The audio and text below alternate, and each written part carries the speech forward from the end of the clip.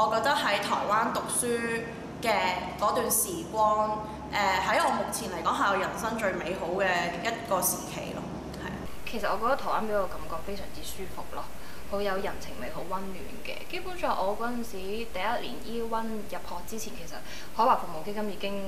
幫你安排咗好多入住啊，同埋去買。即係去到台灣大量去買一啲生活用品啊，嗰啲咁嘅 event 㗎啦，係好快你就 settle down 咗。就學嘅過程中咧，其實教授都會俾好多支援我哋嘅。畢業翻嚟基本上，如果你去揾工，其實都唔難嘅。咁但係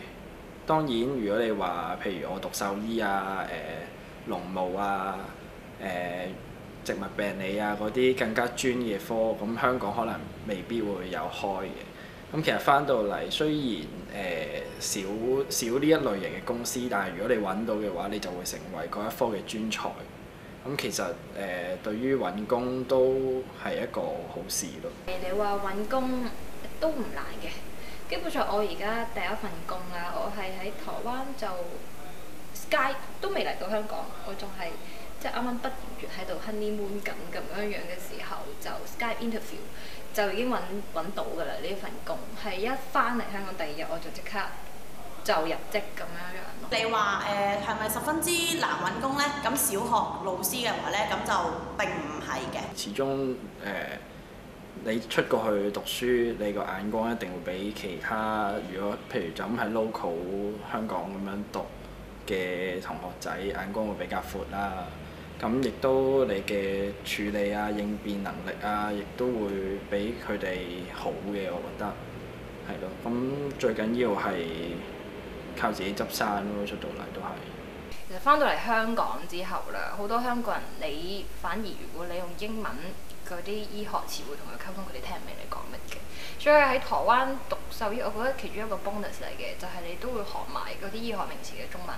同主人溝通方面，其實我覺得我哋係會比起喺外國畢業嗰啲反而會好啲咯，因為佢哋好多時都用慣英文啦，突然之間轉唔到 channel， 同埋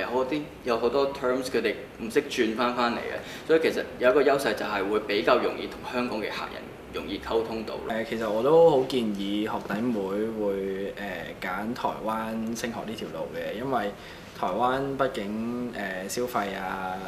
學費啊各方面都比較平啦，咁又冇美國、英國嗰啲咁貴啦。其實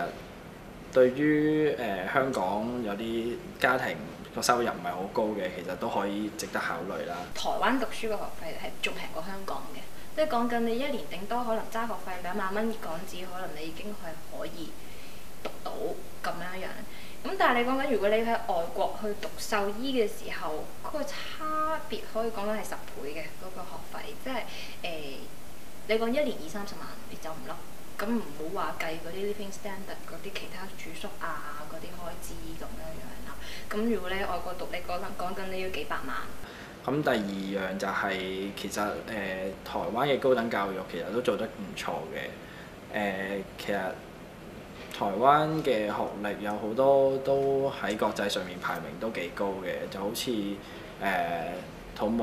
台大土木啊咁樣喺世界排名都有32啦，跟住成大嘅電機啦都排名都已經去到全世界嘅第10位咁樣。我喺香港嗰個學歷未夠，咁然後如果可以有機會俾你喺台灣重新嚟過、重新開始，其實都未嘗唔係一件好事。咁如果有一個平台係可以俾你踏上，然後俾你向翻一個更加光明或者更加美好即係嘅前途係等緊你嘅話，咁我又覺得其實大家其實真係唔使考慮太多。對於即係將來話想有興趣去讀獸醫嘅人，我會覺得如果你真係想讀嘅話呢，咁你俾心機，即係我都自己兜咗好多路嘅。即係其實我嗰陣時係我可以一早話去報考台灣，咁我就可以即係唔使話讀咗3年香港大學，跟住畢咗業之後先至再過去咁樣。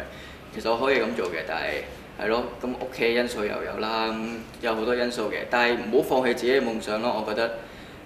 即係只要你去朝住呢個你自己夢想去發展嘅話，你總會有一日會達到你嘅夢想嘅。係啊，唔好放棄，俾心機。